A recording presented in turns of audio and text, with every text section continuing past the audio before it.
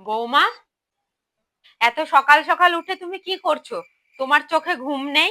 দিদি ভাই বলেছিল সকাল সকাল টিফিনটা বানিয়ে দিতে, খেয়ে বেরোবে। আচ্ছা, আমি ওর দেখাচ্ছি মজা।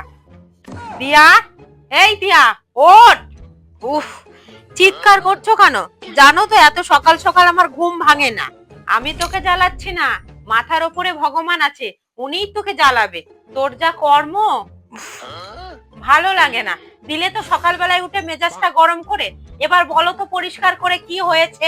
বাইরে বেরিয়ে এসে একবার দেখ, তোর জন্য বৌদি কত সকাল সকাল উঠে কত কাজ করছে, আর তুই এখানে শান্তিতে পড়ে পড়ে ঘুমাচ্ছিস।